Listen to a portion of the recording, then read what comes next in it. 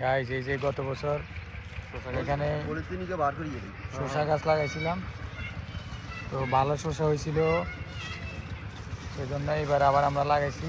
এখন আমরা এই বছরের প্রথম শসা হারভেস্ট করব আমাদের সেলিম ভাইয়ের হাত দিয়ে। সেলিম ভাই বিসমিল্লাহ করে কাটো। এই যে বছরের প্রথম শসা, মাশাআল্লাহ শসার সাইজ ভালো। এগুলো কি জাতের? হাইব্রিড নি? হাইব্রিড লাল তীরের, একদম অরিজিনাল লাল তীরের বীজ আনি লাগাইছে। এই যে মাশাআল্লাহ জি কি আমলোকে ভালো লাগি গেল।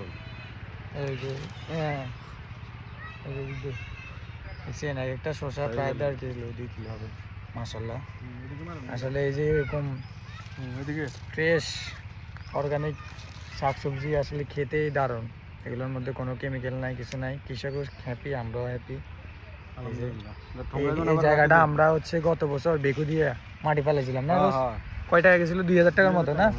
2000 টাকার মাটি ফেলাইয়া এই যে এখন এখানে আমরা শসার আবাদ করছি।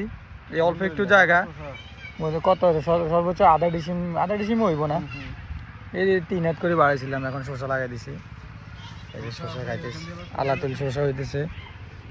তারপরে এই যে লাউ বাগান দেখেন, এই যে এই জায়গাটা আমরা বরাট করে এখানে লাউ ধরো, এই যে দেখেন মাশাআল্লাহ মাশাআল্লাহ। এরকম জায়গা পালাই না রাখি, এরকম কৃষি করলে আসলে শরীরও ভালো থাকবে, কোনো ওষুধ তারপরে মন ভালো থাকবো, সব থাকবো।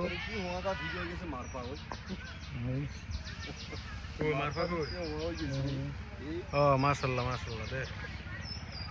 দোয়া করবেন, আর কারো কৃষি বিষয়ে কোনো টিপস লাগলে আমাদের সাথে যোগাযোগ করবেন, ইনশাআল্লাহ সর্বোচ্চ চেষ্টা করব।